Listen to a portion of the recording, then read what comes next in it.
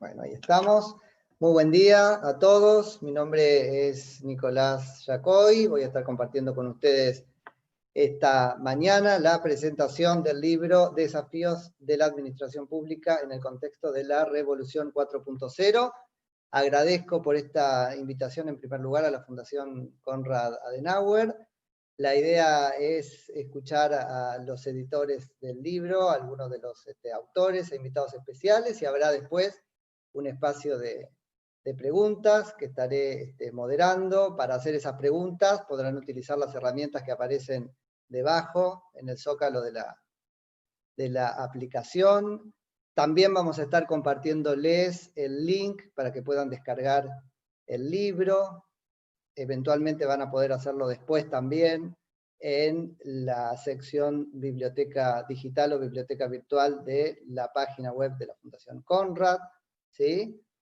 Y en esta primera instancia invito a Olaf Jacob, que es el representante de la Fundación Konrad Adenauer en la Argentina, a que haga uso de la palabra para compartirnos una apertura y una introducción. Gracias, Nicolás. Muy buenos días. Un placer estar el día de hoy aquí con ustedes. Primero que nada, gracias a todos los que participaron en el marco de este proyecto y los que están aquí en el marco de esta apertura. Diego Pando, autor también y presidente de la AAEAP, a doctor Oscar Oslak, así como también a Santiago Belomo, quienes fueron supervisores y coordinadores de este proyecto, y también naturalmente autores, y naturalmente muy especialmente agradecer a todos los autores que hicieron posible esta publicación, Desafíos de la Administración Pública en el contexto de la Revolución 4.0, una publicación que cuenta con 10 capítulos y que creo que va a ser un aporte para todos aquellos interesados en el tema de la Revolución 4.0 en el marco de la administración pública.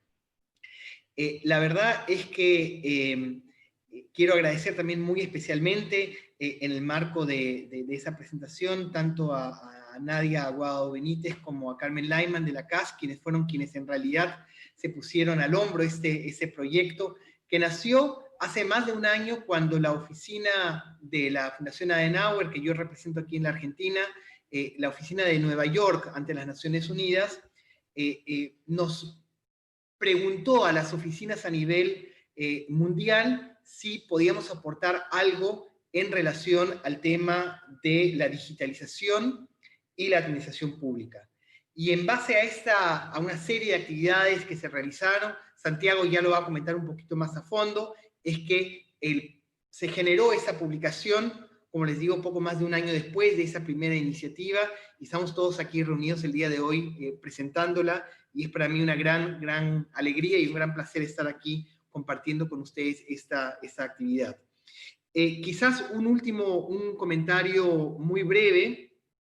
La Fundación Konrad Adenauer quizás no es la punta de lanza en los temas relacionados a modernización, innovación y digitalización. Por lo menos no lo fuimos hasta hace un año, cuando se establecieron nuevos pilares del trabajo de la Fundación Konrad Adenauer. Uno de esos pilares es el tema de innovación. Y en el marco de ese tema de innovación, un gran pilar es el tema de la digitalización, así como de la inteligencia artificial y otros más. La digitalización forma hoy en día una parte integral del trabajo de la CAS, y eso naturalmente nos hizo mucho más fácil la cooperación con ustedes, conjuntamente con ustedes, en la elaboración de esta publicación, que espero yo sea, como lo dije anteriormente, cuando estuvimos reunidos en algún momento con los autores, los supervisores y los coordinadores, espero que esta publicación no sea el fin de un camino, sino el inicio prácticamente de un camino más largo de cooperación entre ustedes y la Fundación Konrad Adenauer en el marco del tema de la digitalización. En ese sentido, muchas gracias, Oscar, muchas gracias, Santiago, muchas gracias a todos los autores, Diego y todos los demás que están aquí presentes el día de hoy. La verdad que estoy muy feliz con el resultado final y nuevamente espero que sea el primer paso en una cooperación a mucho más largo plazo. Muchas gracias, Nicolás. Muchas gracias, Olaf, por las palabras. Invito ahora a Diego Pando, que es presidente de la Asociación Argentina de Estudios de Administración Pública.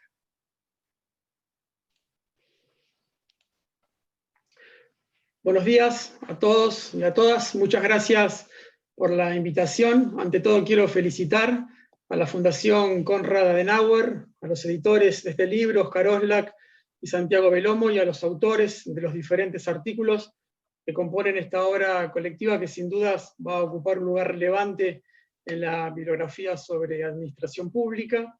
Como presidente de la Asociación Argentina de Estudios de Administración Pública, una organización de la sociedad civil que nació hace 21 años a partir de un proceso de convergencia de hombres y mujeres que tenemos en común el Estado, la administración y las políticas públicas como campo de interés, y que por cierto tiene a Óscar Oslak como socio honorario. Para nosotros es un placer ser parte de la presentación de este libro por dos razones.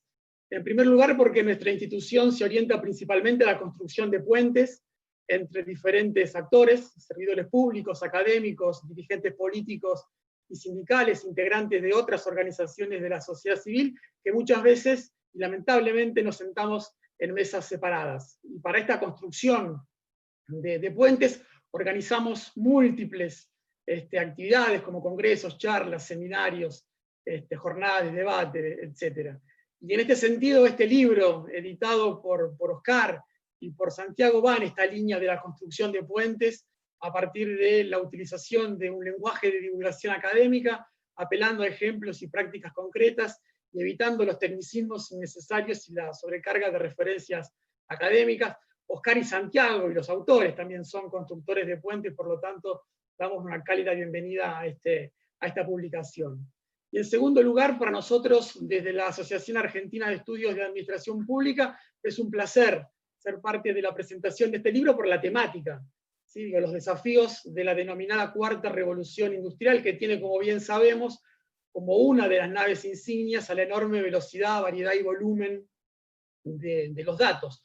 Suele ser un lugar común, aunque no por ello deja de ser cierto, que estamos atravesando un tiempo de cambios disruptivos que interpeló a los estados en todos sus niveles, y por supuesto también nos interpela a nosotros como hombres y mujeres interesados en la cosa pública, y a las diferentes y diversas y profundas transformaciones políticas, económicas y sociales experimentadas tanto a nivel nacional como internacional. Se sumó la pandemia del COVID-19, una emergencia sanitaria que, como bien sabemos, puso a los estados ante un momento crítico, ante un momento inédito, que además potenció tensiones y contradicciones ya vigentes.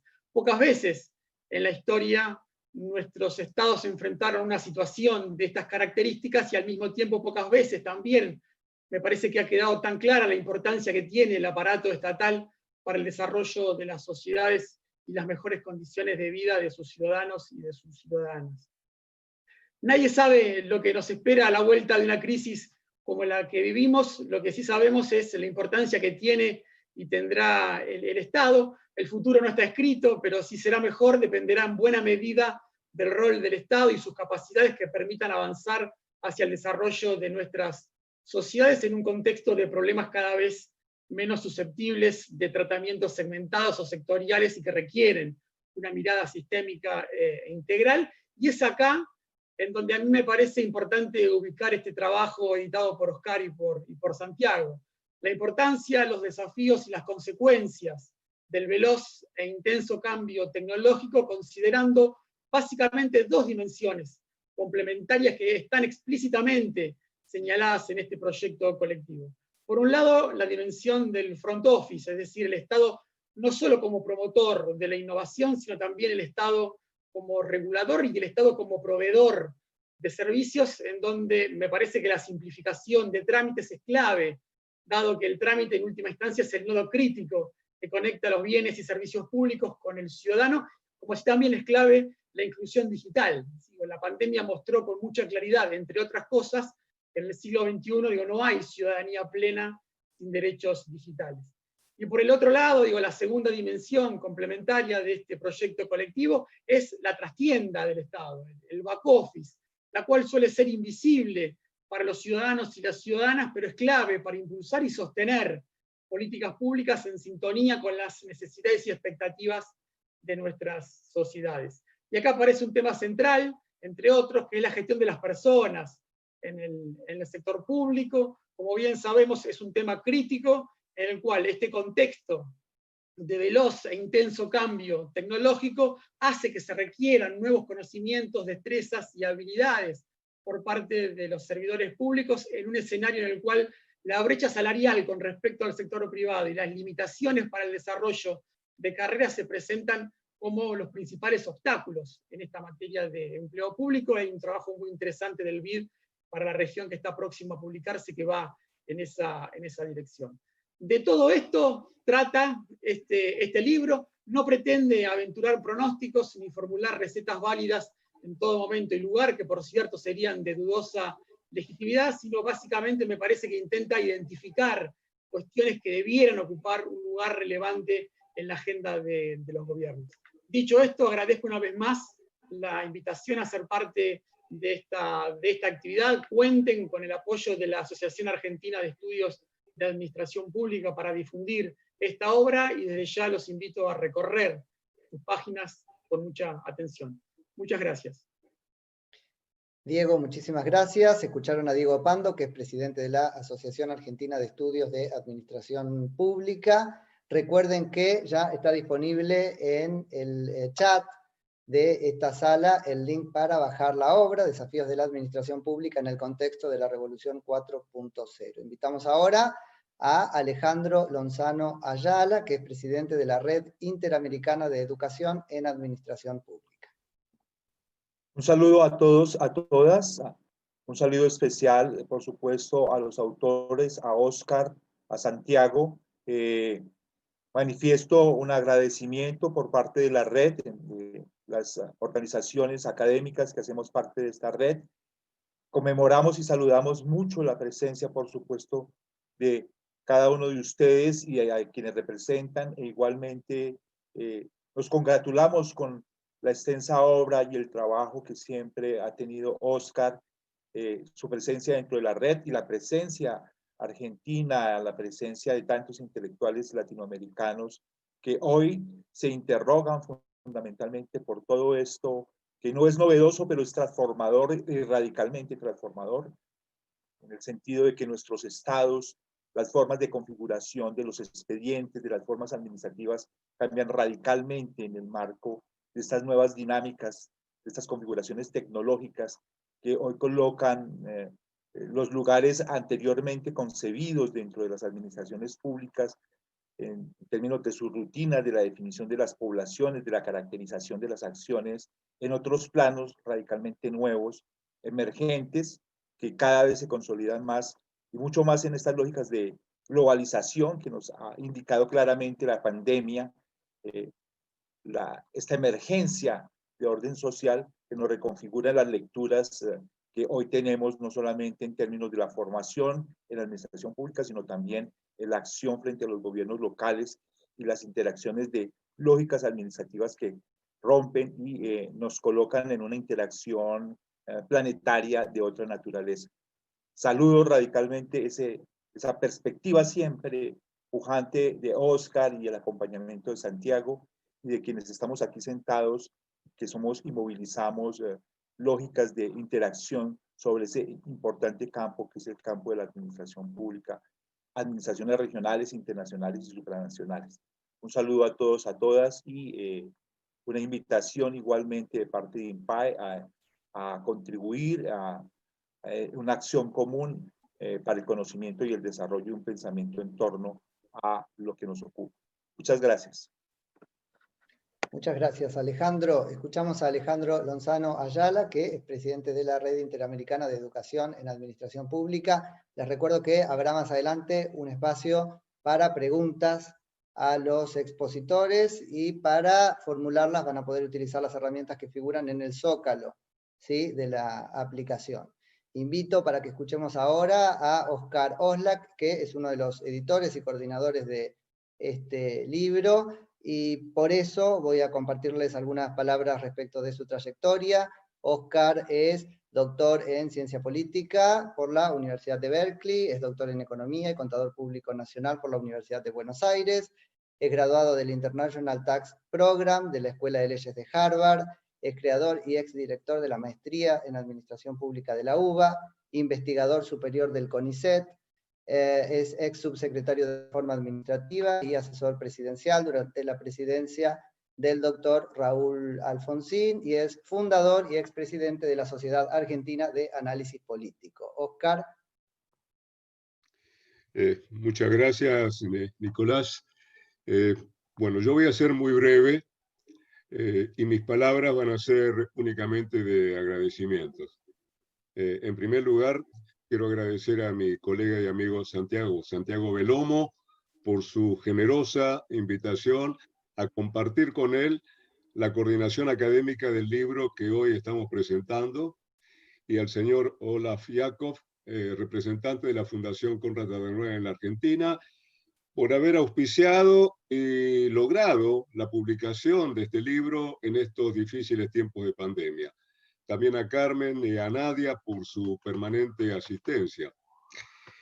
Quiero agradecer a mis colegas de las instituciones que se han unido a este auspicio, al auspicio de esta presentación. En primer lugar, la Inter-American Network for Public Administration Education, para que se entienda qué quiere decir INPAE, que es una red latinoamericana y norteamericana de universidades que mantienen programas de enseñanza en administración pública, una entidad de la que he sido fundador y primer presidente, y que hoy está representada acá por el querido amigo Alejandro Lozano Yala, su actual presidente, que está participando desde Colombia. Y por supuesto a la Asociación Argentina de Estudios de Administración Pública, representada desde Buenos Aires por su presidente Diego Pando, a quien hemos escuchado, y que además de ser representante de la asociación, es coautor de este libro, ¿no? Por mi parte, además de coordinador y coautor, represento hoy al CEDES, al Centro de Estudios de Estado y Sociedad, del que también soy fundador y exdirector, y es un centro que, por supuesto, celebra y se une también a la publicación de este libro, coauspiciando el encuentro. En particular, quiero agradecer también al doctor Eduardo Levi Yeyati, el rector de la Universidad Torcuato Di Tella, por haber aceptado comentar esta obra colectiva. Menciono, dicho sea de paso, que tanto el CEDES como la Universidad Torcuato Di Tella reconocen un origen común, porque fue en 1975 cuando un grupo de exintegrantes del Centro de Investigaciones en Administración Pública, CIAP, se independizó del viejo Instituto Di Tella para crear el CEDES, y también el instituto fue el tronco común de la actual universidad que mantiene su nombre. De modo que la disciplina de la administración pública está hoy ampliamente representada tanto en el título y contenido del libro que hoy se presenta, como en las instituciones que se están asociando a este lanzamiento. Por último, quiero agradecer, por supuesto, a los autores en particular por sus excelentes contribuciones al desarrollo de un tema que considero crucial, que pone a prueba la capacidad del Estado para enfrentar los desafíos de la era exponencial, sea en la promoción y orientación de los desarrollos tecnológicos que caracterizan a esta cuarta revolución industrial, como en la regulación de sus efectos disruptivos, de sus consecuencias distópicas, aspectos ambos que han sido abundantemente analizados en el libro.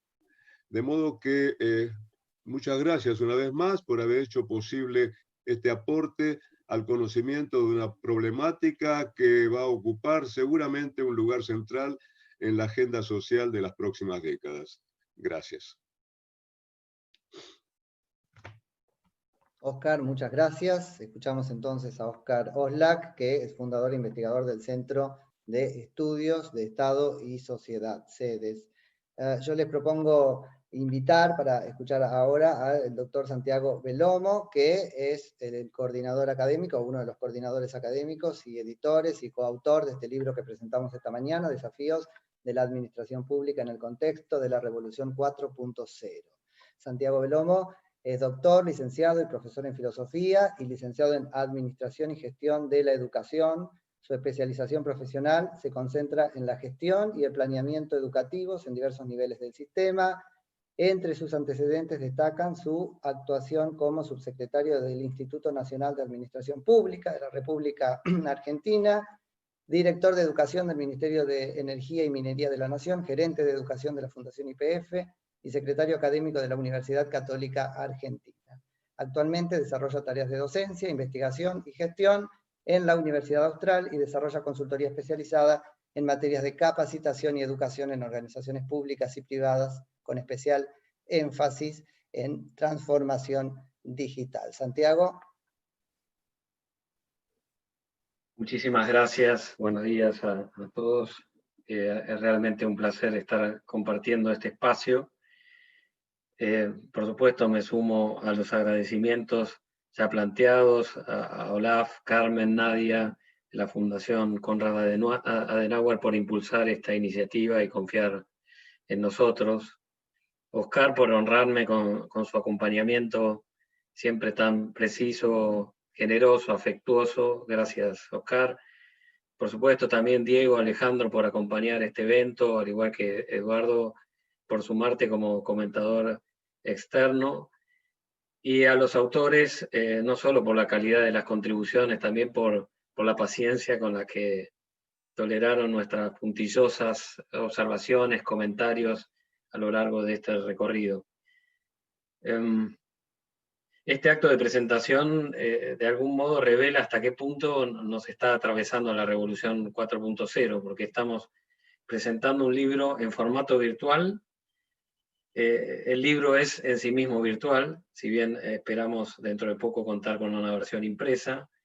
Nos escuchan personas de distintas regiones del país e incluso de distintos países que pueden descargar ya online la publicación e enviarla inmediatamente a quien quieran a lo largo del mundo. Todo esto ya revela, es una pequeña muestra del alcance de la Revolución 4.0, ¿no? Al menos para el mundo académico.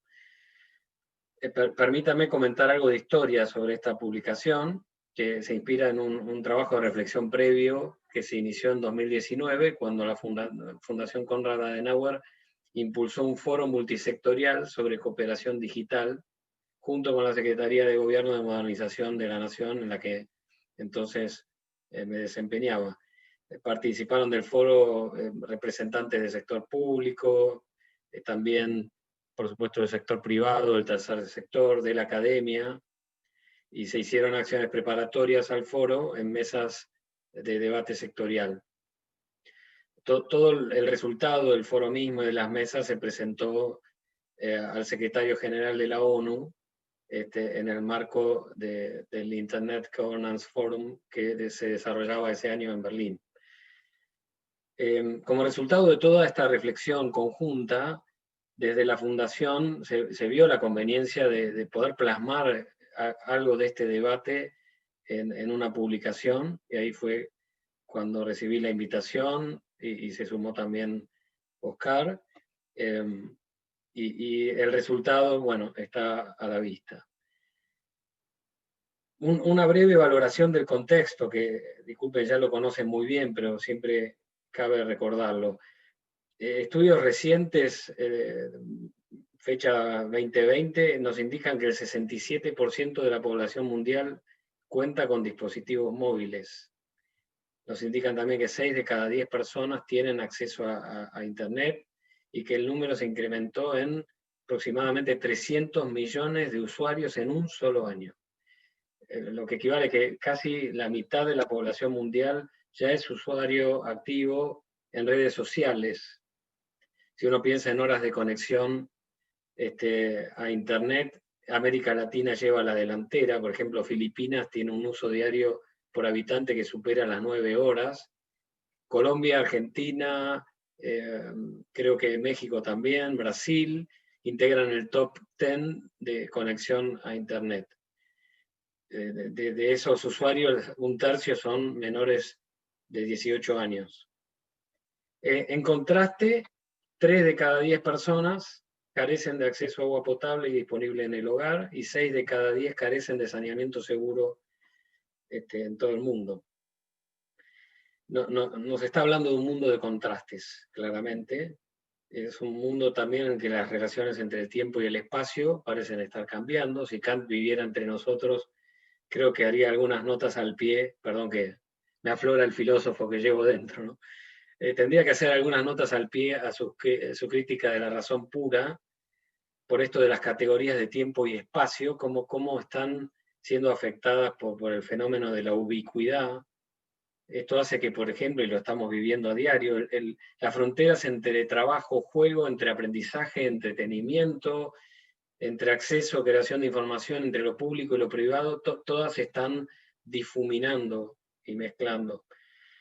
Entonces, ¿cómo afecta esto a la administración pública? Es difícil de saberlo a ciencia cierta. Sabemos que tiene mucho impacto de múltiples maneras.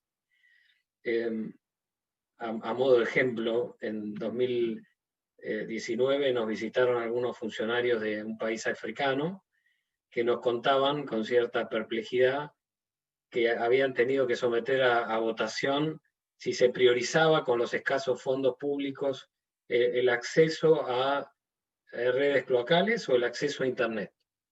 Y la votación popular que habían hecho había indicado que se privilegiaba el acceso a Internet. Datos de nuestro tiempo, ¿no? Esta transformación, por supuesto, cambia la psicología de las personas, cambia el modo en que nos vinculamos entre nosotros y, por supuesto, también el modo en que las personas se vinculan con las administraciones públicas. Toda esta introducción es para señalar lo imprescindible y urgente que es que tanto los funcionarios, los que aspiran a ser funcionarios, los académicos que se dedican a administración pública y también, ¿por qué no?, el público general se familiarice suficientemente con los desafíos que tiene la administración pública ante semejante disrupción. Quiere decir que los destinatarios naturales de esta publicación son estos funcionarios, estos aspirantes, estos académicos, aunque también cualquier persona creo que pueda hacer o tomar provecho de esta obra. Como decía Diego, tiene 2 grandes capítulos. Uno refiere al front desk, al escritorio de la administración pública. Las nuevas situaciones y problemas, por supuesto, desafían a los estados. Hace falta pensar problemas que no existían antes. Por ejemplo, el ejemplo más reciente, la pandemia, y cómo ha afectado, por ejemplo, los sistemas educativos, y cómo los estados en nuestro país, los estados provinciales, tienen que brindar soluciones en tiempo récord a este nuevo problema. En cuanto al back office, la trastienda, las administraciones también tienen que vivir esta transformación. Quiere decir que hay una serie de capítulos dedicados al primer apartado y una serie de capítulos al segundo. ¿Por qué habría que leer este texto? Bueno, por supuesto es una obviedad que voy a intentar venderlo en el buen sentido, pero sinceramente creo que de su lectura y su relectura descubro que ofrece un paneo bastante completo de los principales desafíos. No todos, por supuesto, pero sí de aquellos que más están presentes hoy en las administraciones. El segundo motivo por el cual hay que leerlo, porque los autores son realmente, cada uno de ellos, especialista en el campo que trata. Hasta me animaría a decir que son los mejores en lo suyo, que hicieron además un enorme esfuerzo para tratar de asimilar temas de enorme complejidad y referirlos y traducirlos en un lenguaje sencillo, cargado de ejemplos concretos, lo que hace a su vez a que cada capítulo no sea una mera teorización abstracta, sino que tenga un sentido de aplicación inmediato. Por supuesto, como decía Diego, no con recetas, pero sí con experiencias relatadas en muchos casos en primera persona. Para entonces ir cerrando, quisiera hacer una breve descripción de cada capítulo, invitando a ustedes a leer con detenimiento y provecho. Por supuesto, el capítulo de Oscar Oslak sobre el Estado como regulador, proveedor de servicios y promotor de innovación, debe leerse porque es de Oscar, y todo lo que Oscar escribe realmente vale la pena. Nos habla de drones, de robots, de blockchain, inteligencia artificial, y sobre todo del modo en que todas estas innovaciones interpelan a los estados en su rol de regulador, de proveedor de servicio y de promotor de la innovación.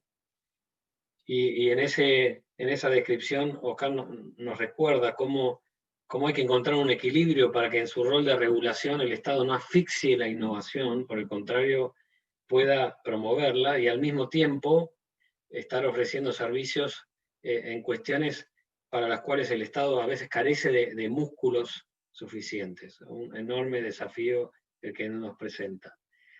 Enrique del Carril, en su capítulo El Estado como garante de seguridad del ciudadano individual, nos presenta desafíos vinculados con el cibercrimen, el ciberdelito en el nivel individual, en el que se juega la seguridad de los ciudadanos, y claro que con su rol de director de cuerpo de investigaciones judiciales del Ministerio Público Fiscal de la Ciudad de Buenos Aires, tiene un caudal de experiencia que se revela en este capítulo, que es imperdible para los que quieran reflexionar sobre los alcances, los límites que tiene el Estado hoy para resolver algunas situaciones que las nuevas tecnologías nos presentan, y él aporta recomendaciones valiosas en el marco incluso de ciertos vacíos normativos que él describe. Sol Gastaldi analiza la misma problemática, pero desde el punto de vista de la soberanía del Estado en un mundo convergente, y ahí aborda la cuestión de la seguridad, desde su experiencia docente y como investigadora de la Universidad Nacional de la Defensa. Nos presenta, por ejemplo, la pregunta de qué pasaría si el Estado se desconectara de la red, si eso fuera posible, lo cual es técnicamente cierto, pero en sociedades crecientemente convergentes, ¿cuáles serían los costos de dicha desconexión, ¿no? Así que el artículo nos ofrece una interesantísima reflexión sobre este nuevo paradigma de convergencia que ella nos propone. María Inés Vasco, Paula Garnero, a su vez, trabajan desde su rol como especialistas en el BID, con un capítulo que va más allá de lo que pretende, y eso que lo que pretende no es poco, porque acomete la cuestión de la brecha de género, la brecha digital que existe en Latinoamérica. Ahora, no solo nos aportan datos sobre ese problema y un análisis sobre ese problema, sino también sobre los hábitos digitales de varones y mujeres en la región, así que los que quieran tener información cierta y precisa, creo que sobre el tema específico y sobre el escenario más amplio, deben leer este capítulo. Agustina Calegari se mete con un tema bastante complejo, que tiene que ver con la gobernanza de Internet. Para muchos de nosotros Internet es como algo dado, algo así como el aire que respiramos.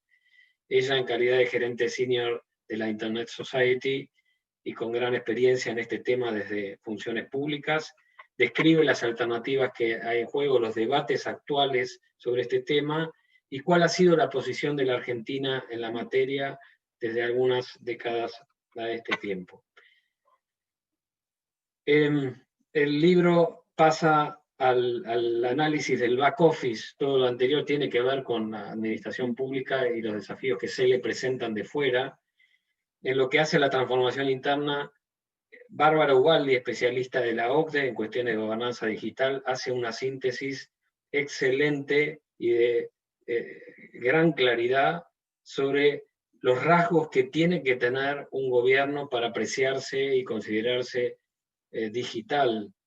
Este capítulo describe entonces los must, el deber ser de una administración pública en su transformación interna, y creo que funcionarios de cualquier nivel, nacional, provincial, municipal, debieran leerlo para tener esta visión sumaria holística. Eduardo Martelli, por su parte, resume en un capítulo años de experiencia práctica en diseño e implementación de innovaciones en la administración pública y nos ofrece aprendizajes y recomendaciones para una transformación digital efectiva. Nos cuenta esos secretos que generalmente no aparecen en los libros, sino en el aprendizaje de trinchera, podríamos decir, y vale la pena entonces todos aquellos que estén echando mano y ensayando innovación para que conozcan algunos de estos secretos que él nos comparte. Ya metidos en el mundo de los sistemas, Diego Pando, Eduardo Poggi, especialistas académicos destacados en administración pública y en tecnologías digitales, nos ofrecen un capítulo sobre un tema hipercomplejo, pero que ellos tienen la virtud de hacerlo simple, relativamente simple, que es el mundo de los datos, la política basada en datos y la gestión de datos en la administración pública. Debo decir que tras su lectura hasta sentí cierta familiaridad con el tema, lo cual habla de esta enorme virtud de su capítulo, que siendo riguroso también es sencillo y tiene muchos ejemplos prácticos de países vecinos y de nuestro país en la materia. Ya llegando a los últimos dos capítulos, Pablo Legorburu, especialista en cuestiones de gestión de recursos humanos, nos muestra la cara blanda, por así decir, de este enorme desafío.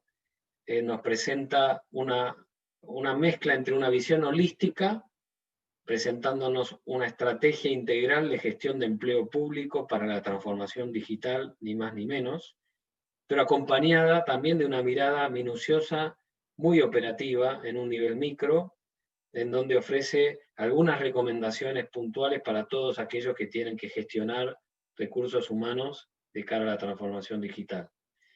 Finalmente, Martín Parcellis cierra el libro con una mirada filosófica aguda, muy original, podría decir, sobre el lugar que ocupa la tecnología en la vida humana y en la administración pública en particular. Este capítulo también recoge reflexiones sobre aspectos éticos y gobernanza de lo que suele llamarse hoy los commons, los comunes, porque así como el ambiente está generando una reflexión y un aprendizaje sobre el gobierno de algo común, no tecnológico, bueno, en muchos temas vinculados con tecnología, Internet es uno de ellos, que es también hoy un common y que presenta desafíos que no son solo técnicos, sino también éticos. En definitiva, se juega, y lo estamos viviendo, un debate en torno a los alcances de la libertad individual, la privacidad, el uso de poder en la era de la tecnología. Como coeditor de este libro, no puedo menos que expresar mi satisfacción, mi gran alegría y, por supuesto, y perdonen que sea reiterativo, mi agradecimiento enorme por el esfuerzo puesto por cada uno de los autores para lograr el resultado, también por el esfuerzo y el acompañamiento de la Fundación Konrad Adenauer, que lo hizo posible, y nuevamente a Oscar por su generosidad. También, por último, a todos ustedes que están escuchando del otro lado de la línea, agradecerles estar presentes y confiarles la lectura de este libro y su difusión para que sea de gran provecho. Muchas gracias. Santiago, muchas gracias. Escuchamos a Santiago Belomo, que es coordinador académico de la publicación Desafíos de la Administración Pública en el contexto de la Revolución 4.0. E invitamos ahora muy especialmente para escuchar sus palabras de comentario y reflexión a Eduardo Levi Yeyati, que es ingeniero civil por la Universidad de Buenos Aires y doctor en Economía de la Universidad de Pensilvania. Es decano de la Escuela de Gobierno de la Universidad Torcuato Di Itela, donde fundó y dirige el Centro para la Evaluación de Políticas Basadas en Evidencia, CEPE. Asimismo, es profesor visitante de la Harvard Kennedy School of Government e investigador principal del CONICET. En el pasado, coordinó Eduardo el programa Argentina 2030 de la Jefatura de Gabinete de la Presidencia de la Nación, presidió el Consejo Nacional de la Producción y fundó Elipsis. También fue Senior Fellow de Brookings Institution, presidente de CIPEC, jefe de investigación para América Latina y jefe de estrategia de mercados emergentes de Barclays Capital, asesor financiero del Banco Mundial para América Latina y economista jefe del Banco Central de la República Argentina, entre otras posiciones. Eduardo. Bueno, muchas gracias, buen día. Hace un par de meses me pidieron, con un equipo de Brookings, con el que estoy colaborando sobre temas laborales, me pidieron que armara un blog sobre el impacto del COVID en Latinoamérica, y básicamente para decir algo distinto, lo que encontramos de distinto es que más allá de del acceso al financiamiento que tenían los países latinoamericanos, muchos de ellos tienen buen acceso al financiamiento, Perú es un caso típico, habían tenido performance, desempeños terribles, sobre todo en el caso de Perú, en términos económicos y en términos sanitarios. Y entonces lo que decíamos era que había dos cosas que había que tener en cuenta, más allá de la cuestión financiera macro, que es tradicional cuando miramos América Latina, y eran la dualidad del mercado laboral y la falta de capacidad estatal. Yo conozco y estudio lo primero, y soy medio lego en lo segundo. O sea, advierto la falta de capacidad estatal, la falta de, en el caso de Perú, por ejemplo, para no quedarnos en Argentina, de capacidad para hacer un targeting de la ayuda, para hacerle llegar el dinero a la gente que necesitaba el dinero. Pero cuando Oscar me invitó a comentar este libro, precisamente por la importancia que le asigno al tema, pensé que no podía menos que acompañarlos, acompañar un estudio que, como lo veo yo, leyéndolo en diagonal y no desde una expertise específica de lo que ahí se comenta, lo veo como un esfuerzo que apunta básicamente a uno de los hándicaps de la región y cada vez más de nuestro país, que es precisamente la falta de capacidad estatal. Este libro, creo, contribuye a entender un poco de manera práctica cómo mejorar esa capacidad. Le entra por el lado de la tecnología, pero estamos hablando básicamente de tener un mejor Estado, un Estado más presente, un Estado más activo, más inteligente, más eficiente. ¿Qué es la revolución 4.0? Yo ahí tiendo, creo que era Santiago que menciona a alguien en el libro, porque hay tantos autores, hay tanto escrito, son 400 páginas, todas muy buenas, que a veces me confundo quién dijo qué cosa, pero en algún momento mencionan esto de la jerga y la forma en que a veces uno tira términos técnicos asociados a esta nueva ola tecnológica sin mucho criterio, en el sentido que a veces se mezclan las cosas y no se sabe concretamente a qué nos referimos. Yo voy a dar un poco lo que yo entiendo que está asociado a la revolución 4.0 en este contexto. Yo creo que estamos hablando de tecnología. Tecnología que no es toda nueva ni disruptiva. Cuando hablamos de despapelización, hace 10 años también la podríamos haber hecho. Ahora es más fácil, pero es un continuo que se ha acelerado, pero no que ha dado un salto. Y que la pandemia ha acelerado a la fuerza por la necesidad de distanciamiento. Pero no es que ha creado una nueva tecnología, estaba ahí, nos obliga a usarla. Yo siempre pongo el mismo caso cuando hablo de tecnología. La electricidad, en el sentido de que la conocemos ahora, la corriente alterna, fue creada en 1910, fue utilizada en 1920, porque tardaron varios años las empresas en amortizar la vieja tecnología, el viejo layoff, y introducir la nueva tecnología. La tecnología puede haber sido disruptiva, los cambios son suaves, digamos, sin discontinuidades. La pandemia lo que hace es acelerar, no discontinúa, pero acelera estos cambios. Entonces, ¿qué es la tecnología en este contexto? Son datos, son métodos para analizar esos datos, son tecnologías para extraerlos en interacción con la realidad. Cuando hablamos de Internet de las cosas, ¿de qué hablamos? Hablamos de, para ponerlo de manera muy sencilla, de terminales que de alguna forma extraen datos de la realidad. Extraen o aportan, pero en muchos casos, y en el caso que nos interesa, extraen sobre todo. Y lo primero que el libro señala es que en el marco del sector público, y eso es importante, no estamos hablando solo de despapelización. Por eso digo, el libro es sumamente complejo, porque la despapelización, la desburocratización es apenas un comentario al margen de un montón de otras cosas que están asociadas con la introducción o el diálogo del sector público con la tecnología. Yo no me quiero extender mucho, pero quiero hacer algunos apuntes sobre cosas que me llamaron la atención, que me parece que son interesantes como puerta de entrada para el libro. Primero, el libro distingue en su introducción y en su edición, distingue como dos frentes para enfocar el tema. Uno que tiene que ver con los desplazamientos que genera la tecnología en el afuera, en la zona externa del Estado, y con lo cual el Estado naturalmente tiene que lidiar, porque el Estado lidia con todo lo que sucede en un país. Y estoy hablando tanto del desplazamiento del mundo de trabajo, por el cual, que a mí particularmente me interesa, pero también sobre intrusiones en la vida privada, se habla de ciberseguridad y de de preservación de la privacidad, en un mundo en donde, como hay mucha extracción de datos, hay extracción de datos a veces excesiva y que los sujetos no son conscientes de ella. Hay economías de red que generan concentración de mercado. La mayoría de las plataformas, simplemente por su constitución, son plataformas que se manejan en mercados en donde el ganador se lleva todo y por lo tanto son casi monopolios naturales al estilo de los viejos monopolios naturales, los servicios públicos, que por algún motivo, que los economistas han logrado justificar, terminan siendo estatizados o regulados para evitar que se comporten como monopolios, porque tienen la tendencia natural a hacerlo. Bueno, hoy hay toda una pregunta muy grande, distinta a la de los servicios públicos, es cómo manejar un Facebook o un Google, o sea, plataformas, o Uber, plataformas que tienden a concentrar gran parte del mercado y pueden tener comportamientos no competitivos.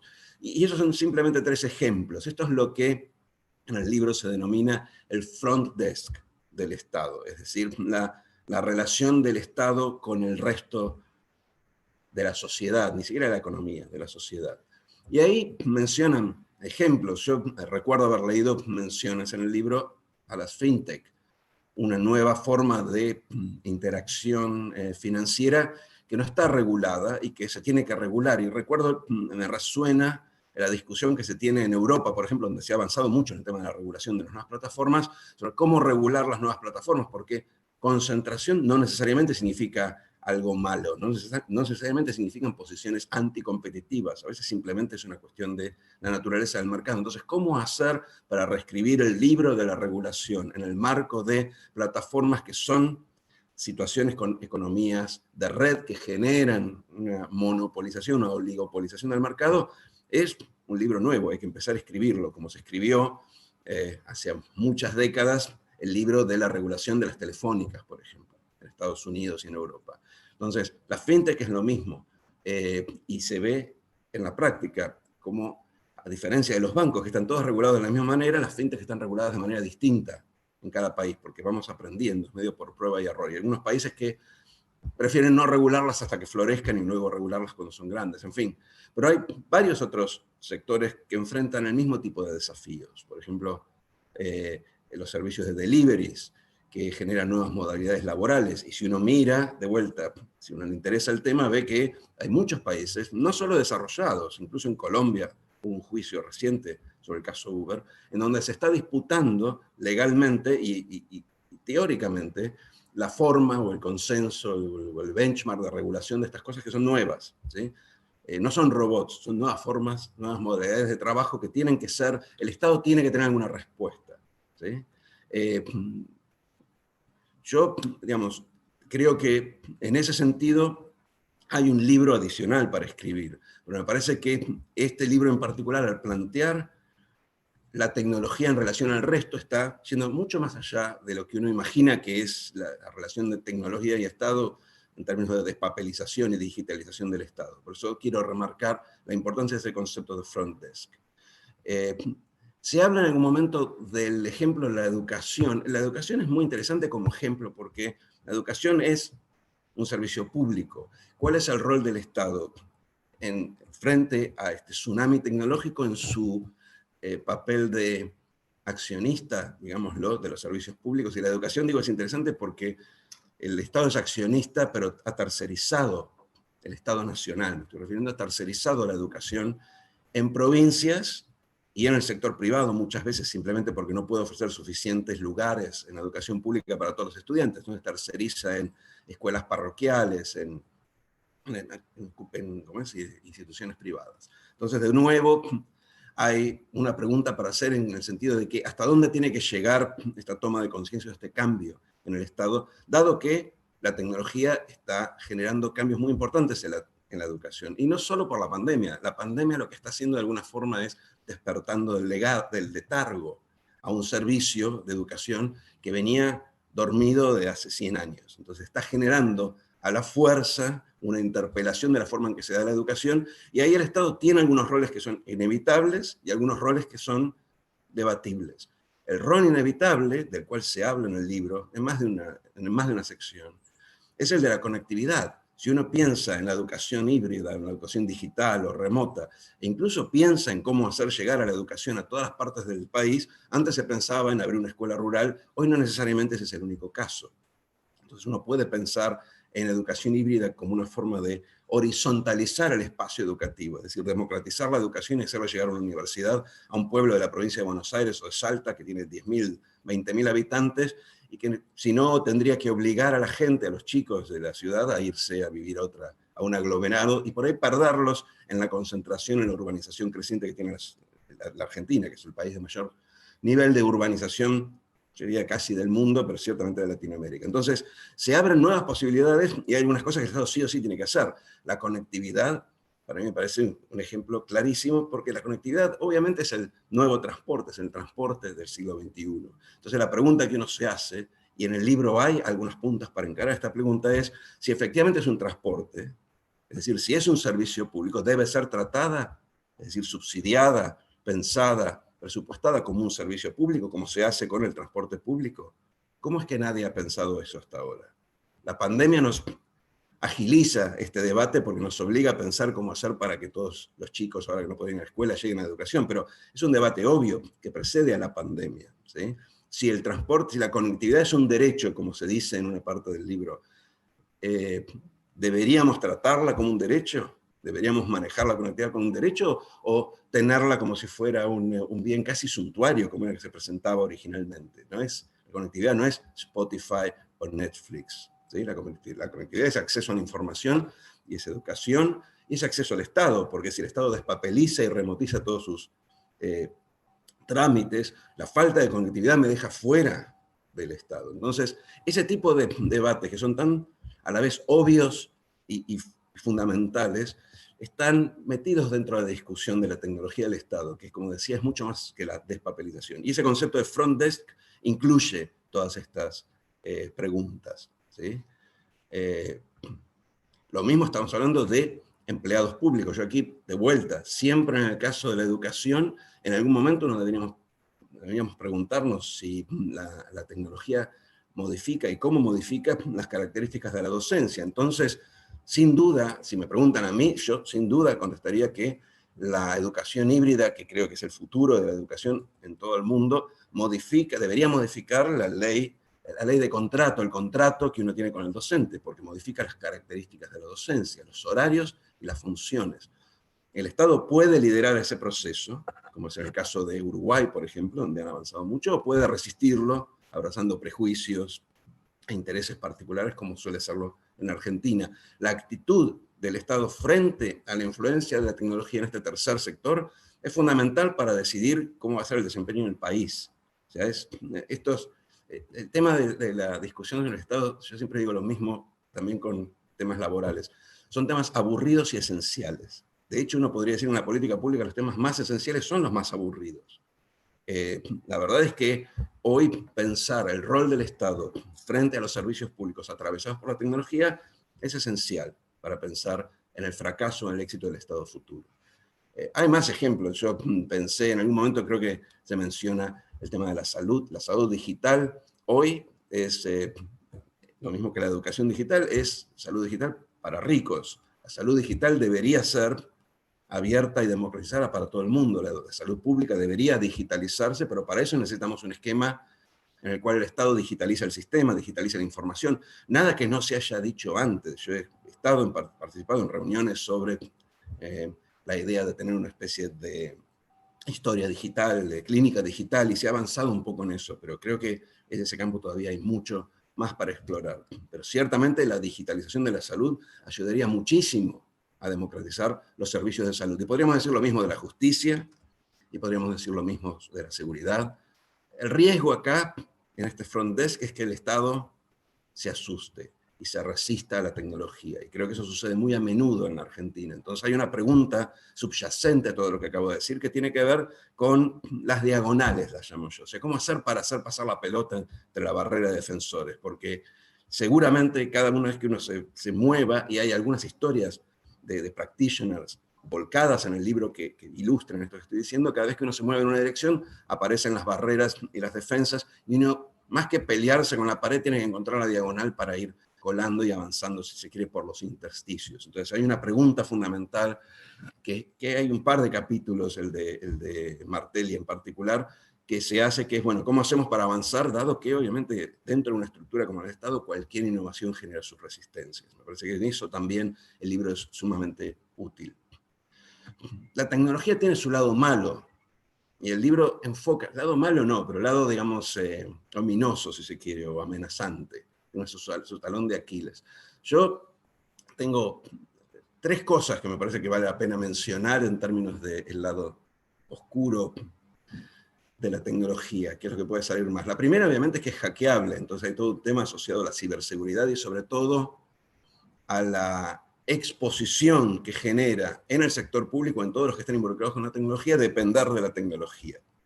¿Sí? Porque lo mismo pasaba en la época de las transacciones financieras versus dame la plata en vano. O sea, al final del día tiene que ver con una cuestión de confianza y con la imposibilidad de que un tercero intervenga en la transacción. El problema es que la tecnología es mucho más compleja y al ser hackeable expone al Estado, en la medida que digitalice cosas, expone al Estado a que sea intervenido por un tercero.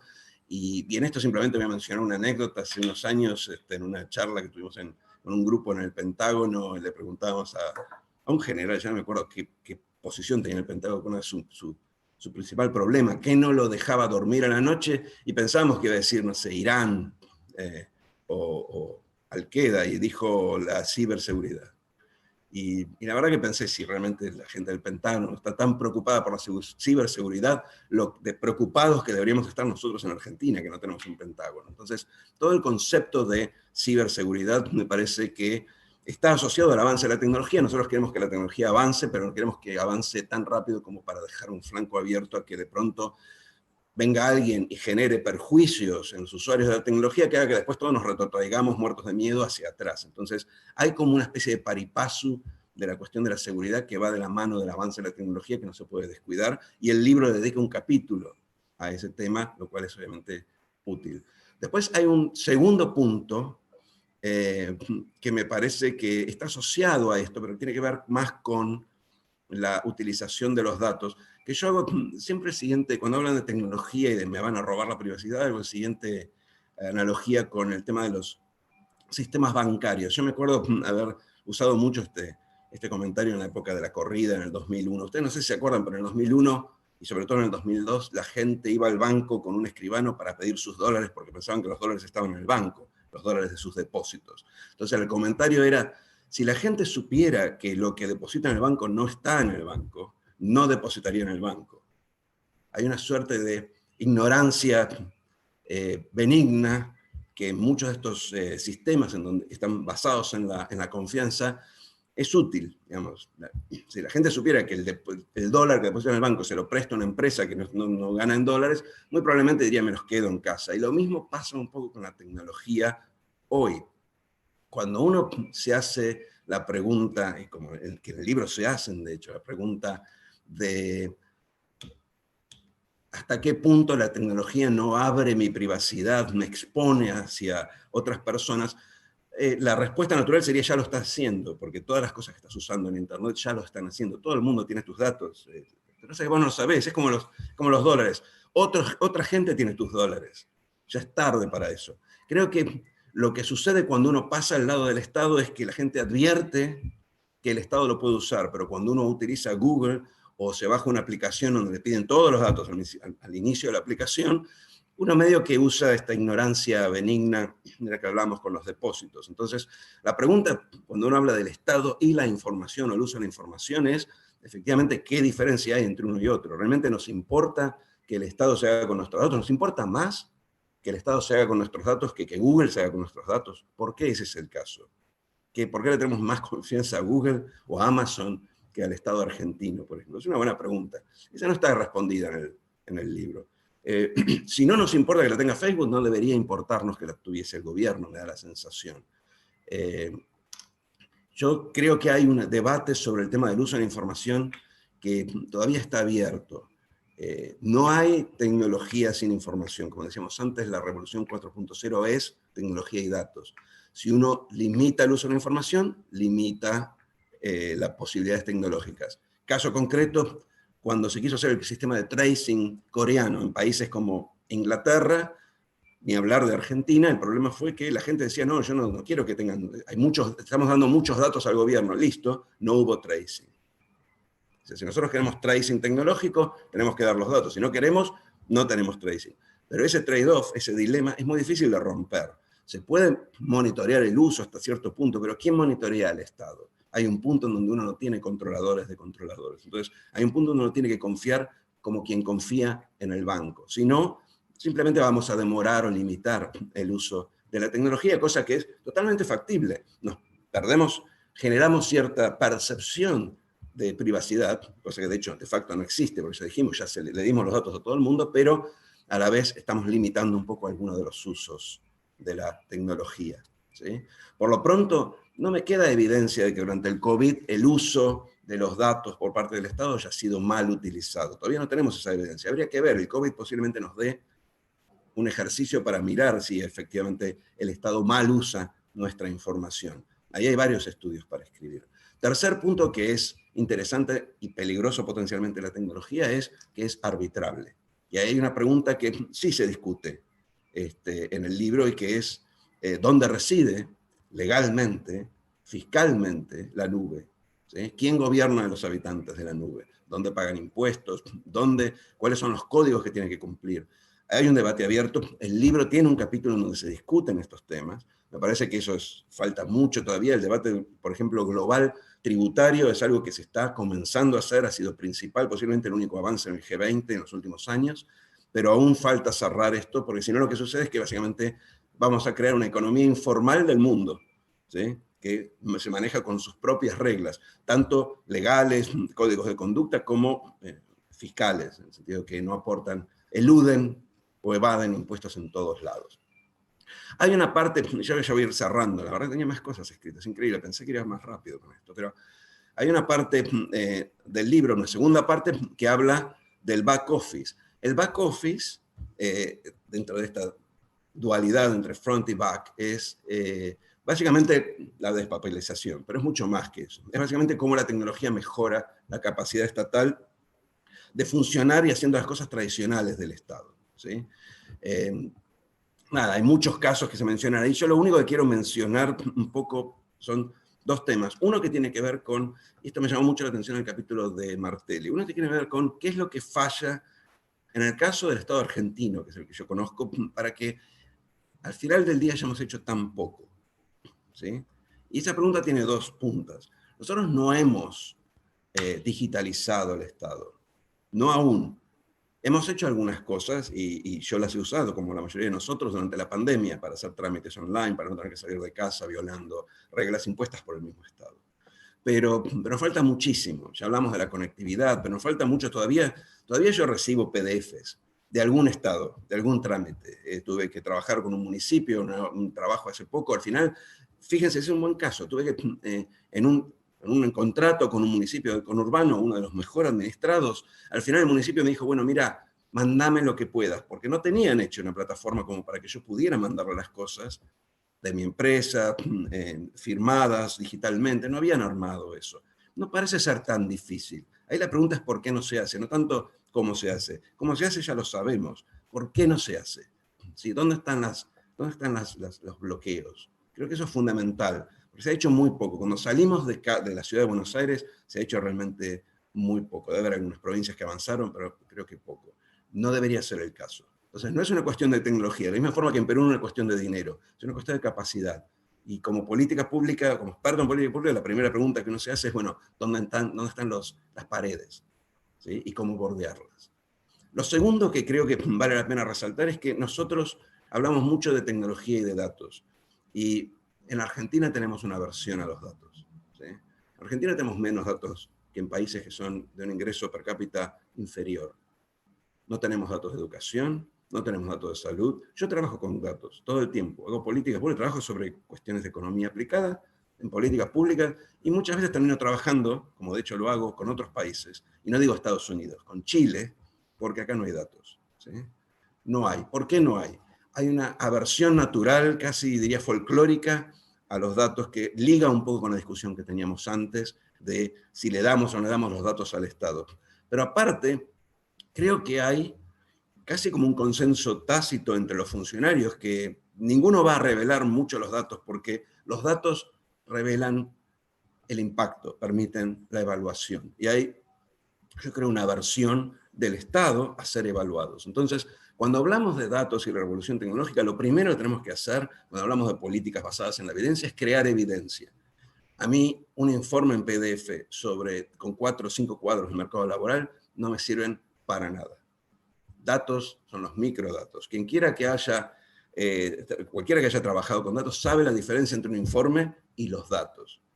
Y los datos no están disponibles. Ni siquiera están consolidados dentro de los gobiernos. Aún el gobierno de la Ciudad de Buenos Aires, que ha intentado varias veces consolidarlos en una agencia que permita el uso cruzado de esos datos, le ha costado muchísimo y, si no me equivoco, todavía no lo ha logrado. Entonces, hay que perder el miedo a los datos. No podemos seguir hablando de datos que nos sirven, porque no están armados para ser utilizados. Ni hablar de datos abiertos, no están armados para ser utilizados ni siquiera dentro del sector público, porque conozco casos, y a mí me ha tocado, de estar dentro del sector público y no poder obtener los datos del mismo sector público con el cual yo estoy trabajando.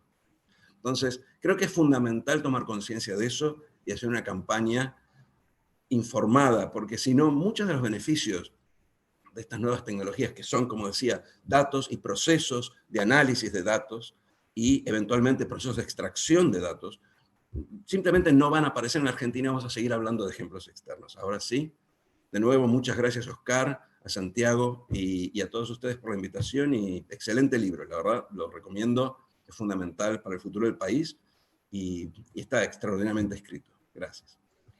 Eduardo, muchas gracias Olaf, Diego, Alejandro, Oscar, Santiago, muchas gracias Carmen, Nadia, muchas gracias a la CAS, y les recuerdo a todos que está disponible para ser descargado el libro Desafíos de la Administración Pública en el contexto de la Revolución 4.0, esto en la sección Biblioteca Digital del sitio de la Fundación Conrad. Muchas gracias a todos por su presencia, por compartir este momento, y tengan un muy buen día.